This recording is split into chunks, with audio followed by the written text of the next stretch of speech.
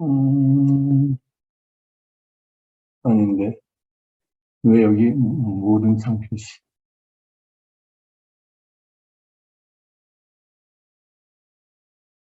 여기 있군요.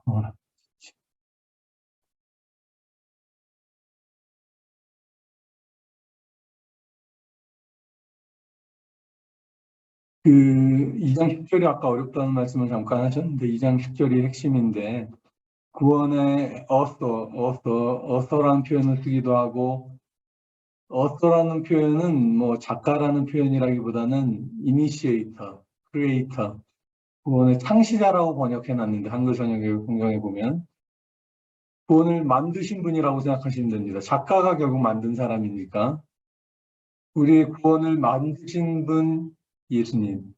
근데 히브리서 12장에 가면 12장 2절에 가면 제가 이제 2장 10절과 12장 2절이 두 개 기둥과 같은 구절이라고 그랬잖아요. 12장 2절은 우리의 믿음의 주요 온전케 하시는 이인 예수를 바라보자. 12장 2절에 보면 그때도 보면 author and perfecter of our faith. 우리 믿음의 시작이자 우리 믿음을 완성하시는 분. 여기서는 구원의 시작이라고 구원의 창시자라는 표현으로 하고 있지만 그것을 NLT, New Living Translation에서는 leader라고 했어요. Perfect leader to salvation. 우리를 구원으로 이끄시는 분, 인도하시는 분 같은 표현이 되겠죠. 근데 그것이 고난으로 온전하게 되셨다라는 표현을 쓰고 있죠. 히브리서 기자는.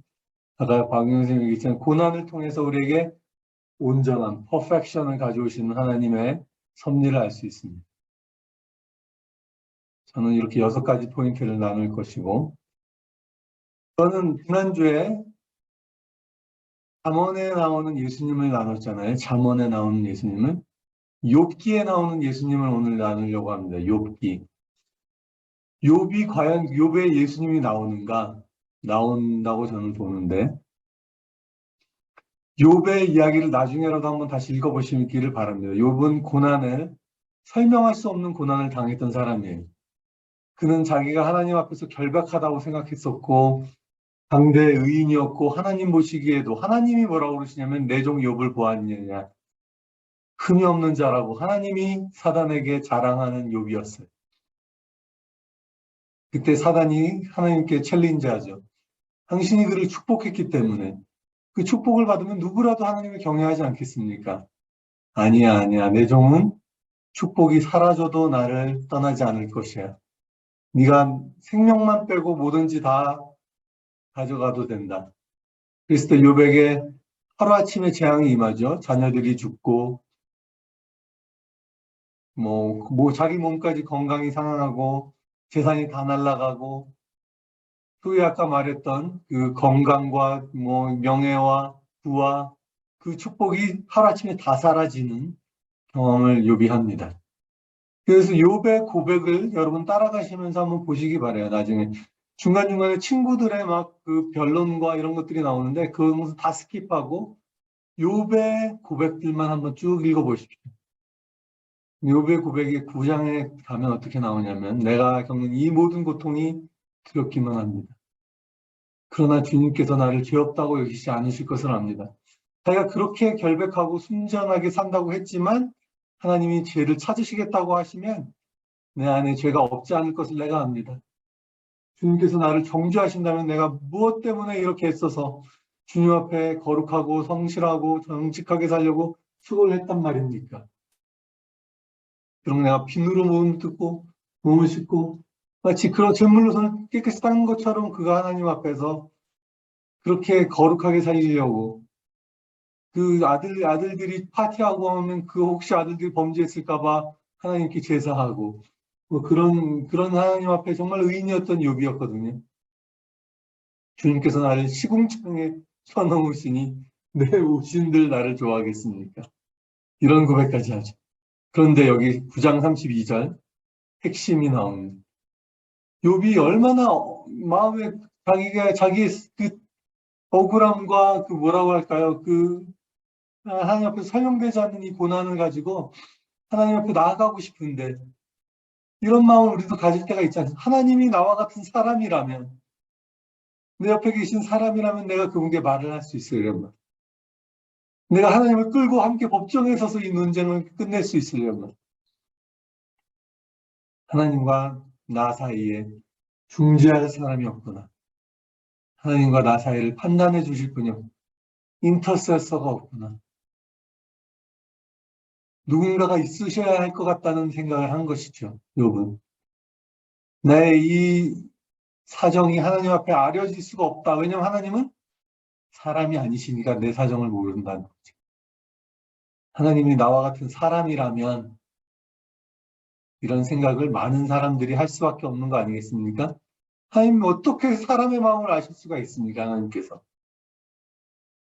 그래서 하나님이 사람이 되신 것이죠. 첫 번째 원인 drift away 우리가 많이 얘기했는데 이 원어를 살펴보시면 수동태예요. 수동태. 내가 원해서 되는 것이 아니에요. passive form이고요. 이 단어 자체에 이 원어적인 표현에 보면 flowing water의 이미지가 들어있어요. 즉 막 거센 물결이 흘러가는 것처럼 생각하셔야 돼요. 막 그 급류까지는 아닐지라도 하여간에 뭐 급류일 수도 있죠. 하여간에 어떤 느낌이냐면요. 우리가 가만히 있는다는 것이 가만히 있는 게 아니라는 것이죠. 우리의 신앙이라는 것이. 어제 무엇을 했습니까? 신앙을 위해. 그냥 있었어요. 그러면 그냥 있는 것이 아니라 우리는 이미 흘러가고 있는 것입니다. 떠내려져 가는 것입니다. 우리는 물결을 거슬러 올라가는 사람이라는 것이 기억하셔야 돼요. 내가 신앙을 그냥 있었습니다. 라고 말하면 어느새 그 신앙은 흘러내려간 것입니다. 여러분 계속 몸부림치고 발버둥치고 하나님을 찾고 하나님을 찾는 사람들과 함께하고 그것이 본전을 유지하거나 더 진보하거나 가만히 있으면 절대로 본전이 유지되지 않습니다. 신앙이라는 것은. 디모데전서 4장 15, 16절을 분이엘 한번 찾아서 읽어주실래요? 제가 나누는 걸 빨리 끝내고 여러분들에게 시간을 드려야 되는데 디모데전서 4장 15, 16절 이것들을 실천하고 이것들을 꾸준히 행하여라. 그래서 그대의 진보가 모든 사람에게 나타나게 하여라. 그대 자신과 가르침에 주의하고 그 일들을 계속하여라. 이렇게 함으로 그대는 그대뿐 아니라 그대의 말을 듣는 모든 사람들을 구원할 것이다. 네. 계속해서 권면하기는 너의 진보가 사람들에게 나타나 보여질 정도가 되게 하라는 것이죠. 그래서 너와 너 자신과 너 주변에 있는 사람들을 구원할 수 있게 되는 것이죠. 여러분 우리가 끊임없이 우리의 믿음의 진보가 드러나 보일 수 있도록 해야 되는 것입니다. 2절에 보면 아까 이제 박은경 선생님 잘 설명해 주셨는데 우리의 모든 불순종이 그냥 불순종으로 끝나지가 않아요. 여러분, every transgression, every disobedience는 결과를 가져옵니다. 보응을 받게 됩니다. Every act of disobedience merits retribution. 보응, retribution, 다시 받는 게 있습니다. 반드시.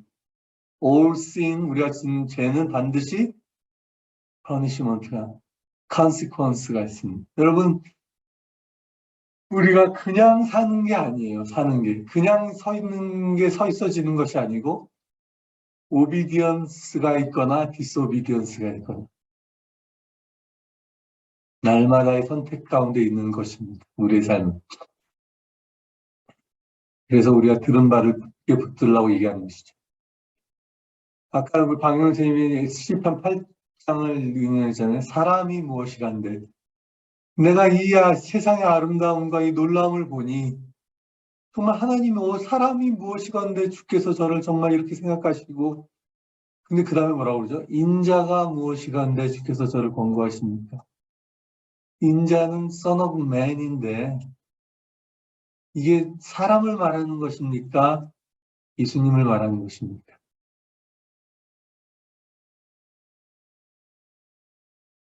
예수님이 자신을 부를 때 복음서를 잘 보십시오. 예수님이 자신을 부를 때 가장 즐겨 쓰시던 표현이 뭡니까? 인자가 머리 둘 곳이 없다. 자신을 호칭하실 때 유독 즐겨 쓰신 표현이 인자입니다. 인자, 사람의 아들. 아이러니죠. 예수님이 왜 자신을 인자라고 부르시길 기뻐하셨냐면 자기가 사람의 아들이 되신 것을 너무나 귀하게 생각하신 것이죠. 하나님의 아들이시잖아요. 근데 자신을 하나님의 아들이라고 부르시기를 더 기뻐하신 것이 아니라 늘 자기를 인자라고 부르셨어요. 근데 이 인자라는 표현이 참 재밌는 표현이에요. 왜냐하면 인자는 예수님이 될 때가 있고 사람이 될 때도 있어요. 이 표현이. 다니엘서 17장 13절 18부터 18절을 잘 읽어보십시오. 이게 인자라는 표현의 기원이에요. 예수님이 여기서 인자라는 표현을 갖다 쓰셨어요. 다니엘 내가 환상을 보았는데 인자 같은이에요. Like the Son of Man이 구름을 타고 오죠. 그럼 이 사람이 가들리한 존재잖아요. 손오공도 아니고 구름을 타고 오잖아요. 예수님이 구름 타고 다시 오실 거 아니겠습니까? 구름은 하나님이 입으시는 옷과 같다고 제가 예전에도 말씀드린 적이 있는데 옛적부터 계신 분, 이게 The Ancient of Days라고 돼 있어요. 영어로 표현하면 그것이 우리 Father가 하나님에 대한 표현이죠. 성경의 표현이죠. 옛적부터 계시니 The Ancient of Days라고 돼 있어요. 그에게로 오셔서 그 앞에 섭니다. 옛적부터 계신 분이 그에게 권세와 영광과 나라와 이런 걸 주셔서 모든 민족들이 그를 경배하고 그 권세는 영원하고 옮겨져 가지 않을 것이고 멸망하지 않을 것이다. 라는 표현이 나오고 제가 다 쓰지 못했는데 15, 16, 17절 지난 다음에 그 권세를 받은 게 인자라고 그랬잖아요. 분명히 인자라고 그랬는데 18절에 보면 가장 높으신 분의 성도들이 나라를 얻을 것이며 영원히 그것을 누릴 것이다. 자, 이 인자라는 표현이 예수님도 되고 성도들도 되는 거예요. 이 굉장히 재밌죠. 이게 싱귤러로 되어 있는데 13절에는 어느새 18절에는 플루럴이 되어 있어요. 그리고 인자 같으니 구름을 타고 오시는 하나님의 아들과 같은 존재였다가 성도들이 되어 있어요. 즉 하나님은 예수님은 우리를 형제라고 부르시기를 주저하지 않으셨다고 그 다음에 나오잖아요. 그뿐만 아니라 동일시하게 됩니다. 사람이 무엇이가 한데 주께서 저를 생각하시며 인자가 무엇이가 한데 주께서 저를 권고하시나. 천사보다 낮게 된 존재가 예수님만 낮게 되셨습니까? 예수님은 템포러리하게 그렇게 되셨지만 우리는 천사들보다 원래는 낮게 못하게 로우한 존재죠.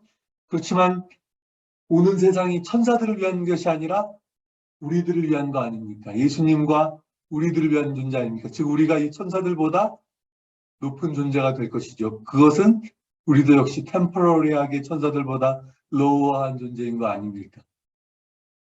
예수님의 의도와 예수님의 기대와 바람은 무엇입니까? 우리가 예수님과 같은 존재의 사람이 되기 원하시는 것이죠. 그것이 제가 믿는 복음입니다. 우리가 예수를 믿는 복음에 참여하게 될 때 예수를 믿는 복음을 우리가 우리의 삶으로 갖게 됐을 때 예수님과 같은 존재가 되는 것이죠. 예수님의 성품에 참여하는 존재로 우리 부르신 것입니다. 우리를 단순히 구원해 주시는 것이 아니라 예수님과 같은 존재가 되기를 원하시는 것이죠. 그래서 장차 오는 세상을 주님과 함께 다스리는 존재가 되기를 원하시는 것이 하나님의 우리를 향한 의도이신 것이죠. Son of Man, 그분은 예수님이시지만 동일하게 우리를 부르는 호칭이기도 한 것입니다. 16장의 욥의 고백으로 가면 이렇게 됩니다. 나는 폭행을 저지른 일이 없다. 내 기도는 언제나 정직해요. 땅아, 내가 내게 닥쳐온 일을 숨기지 말아라. 내 부르짖음이 혹을 흩어지게 하지 말아라. 19절에 근데 중요한 표현이 나옵니다. 욥이 어느새 이것을 보고 있어요.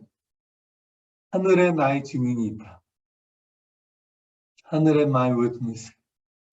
높은 곳에 나의 변호인이 계시다. 어찌 욥이 이것을 보았을까요? 놀랍죠. 욥은 나는 하나님께 눈물로 호소한다.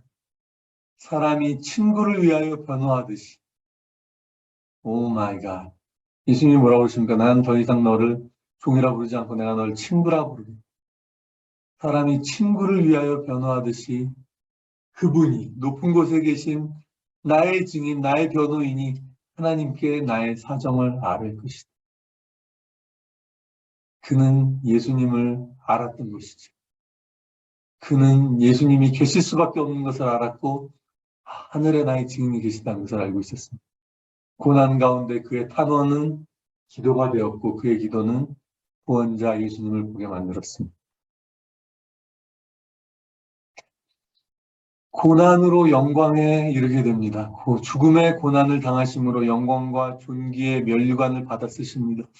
예수님이 거저 영광을 취하신 것이 아닙니다. 거저 면류관을 받으신 것이 아닙니다. 죽음의 고난을 당하심으로 그렇게 되셨습니다. 그는 하나님의 은혜로 모든 사람을 위하여 죽음을 맛보셨습니다. 하나님은 어떤 분이시냐면요. 10절에 보면 하나님 아버지는요. 만물을 창조하시고 만물을 보존하시는 분. 만물이 그로부터 말미암고 그에게로 돌아가실 분. Everything from him, everything will be up to him. 그분으로부터 나왔고 그분께로 돌아가실 그 만물의 창조주 하나님께서는 많은 자녀를 똑같이 글로리로 이끌기 위해서 그 영광, 그 salvation의 author, salvation의 leader, salvation의 initiator를 through suffering made him perfect. 그것이 합당한 일이었습니다. 고난은 즉 필수적이고 없을 수 없었고 필연이었던 일인 것이죠. 그것을 통해서 구원자 예수님이 구원을 만드신 예수님이 완전하게 되셨다라고 성경은 말하고 있습니다. 스캇 선퀴스트라는 위대한 신학자가 있어요. 플러 신학교에서 그가 그 신학을 정립했고 그 프린스턴 신학대학을 거쳐서 지금은 고든 커넬 신학이라고 보스턴에 있는 고든 커넬 신학대학교의 프레지던트가 된 분입니다. 성교육계의 아주 거목과 같은 분이고 그가 쓴 책, 아주 유명한 책 Understanding Christian Mission이라는 책이 있습니다. 혹시나 미션이라는 게 선교라고만 생각하지 마시고 하나님의 사랑의 표현이 바로 미션이에요.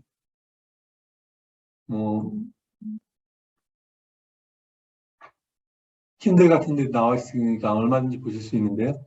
그가 붙인 부제가 뭐냐면 Understanding Christian Mission, Participation in Suffering and Glory. 하나님의 선교라는 것은 결국 suffering에 참여하고 영광에 참여하는 것이 시작부터 끝까지 다더라. 그가 교회사를 연구하고 하나님의 이 책을 보면은 1부 교회사에 대해서, 2부 신학적인 내용, 3부 교회에 대해서 다 근데 똑같이 다루는 내용이 뭐냐면 suffering and glory. 결국은 고난받. 교회사의 역사가 뭐냐? 고난에 동참하여서 하나님의 영광을 보는 것이고 우리에게 부르신 하나님의 부르심은 무엇이냐? 고난에 참여해서 영광을 보는 것이다. 시간이 너무 많이 가고 있군요. 그래서 그 서론부터 그렇게 시작합니다. 크리스찬 미션이라는 것은 다름이 아니라 바로 이런 것이다. 나중에 한번 보실 수 있길 바랍니다. 하나님이 고난에 가는 길을, 예수님이 고난에 동참한 길은 제가 보기에는 결국 동일시하는 것이었습니다. 모든 점에서 형제 자매들과 같아지셨던 것입니다.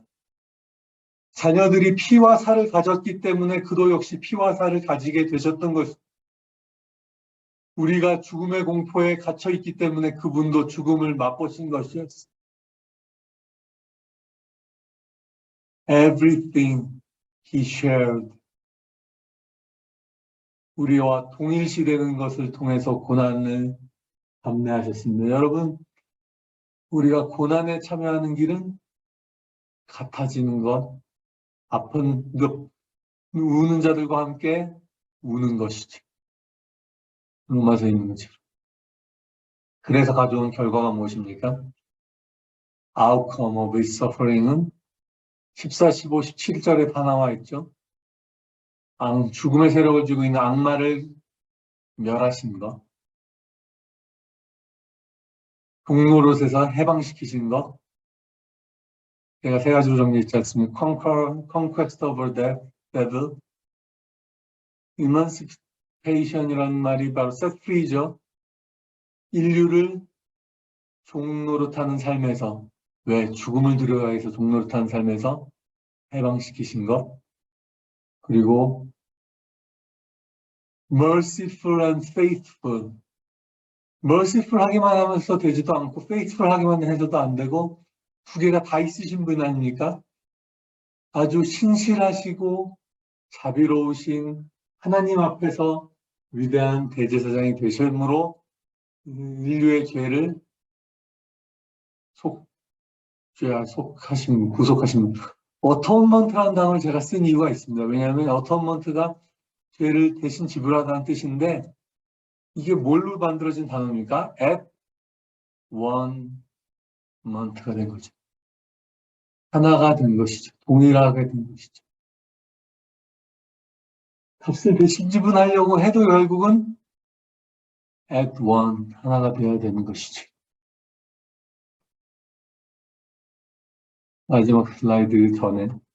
그래서 그가 몸소 시험도 받으시고 고난도 당하셨기 때문에 우리를 향해서, 지금 살고 있는 우리를 향해서 하나님이 He is able to help us. 예수님이 하늘에만 계신 분이 아니라는 것이죠. 그래서 욥이 마지막 19장에 가면 뭐라고 말하는지 아십니까? 저는 이 소름 끼쳐요. 소름 돋아요. 누가 내가 하는 말을 듣고 기억해라. 제발 좀 바위에라도 새겨라. I'm quite sure my Redeemer lives. 나의 구원자가 사신다. 그가 땅 위에 on earth, he said, 땅 위에 굳게 서실 날이 반드시 오고야 말 것이다. He knew that. My Redeemer가 하늘에 계신 분만 아니라 이 땅에 오셔야 되겠구나. 이 땅에 오실 날이 반드시 올 것이다. 내가 다 죽고 썩은 다음에 라도 I will see God. 난 하나님을 배울 것이다. 내가 그를 눈으로 직접 볼 것이다. 하나님이 낯설지 않을 것이다. 그래서 욥은 믿음을 끝까지 지킨 것입니다. 그리고 그의 마지막 말, 간을 전공한 저로서는 좀 두려운 얘기지만 간장이 다 녹는구나. 내 마음이 그냥 얼마나 그 주님을 불러를 생각하면 얼마나 마음이 간절한지. 그렇지만 간이 녹아서는 안 됩니다. 어쨌든 이것이 마지막 코멘트고 여기까지 하겠습니다.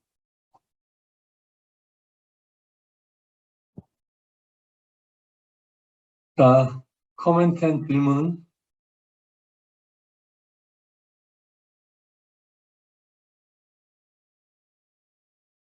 욥의 그것들 한번 읽어보시기 바랍니다. 욥은 계속 기도합니다. 그의 고난 가운데 그냥 고난만 겪고 있지 않아요. 하나님 앞에서 그는 몸부림치고 하나님을 보죠. 나의 중재자가 하늘에 계시다. 나의 변호인이 하늘에 계시다. 그가 이 땅에 우뚝 설 날이 올 것이다. My Redeemer, 나의 구속자가 살아계신다. 그리고 그 인자, 이 세상을 지으실 때 하나님이 우리를 향해 가지고 계신 계획. 그러니 우리도 고난을 통과해야 되지 않겠습니까? 그렇죠?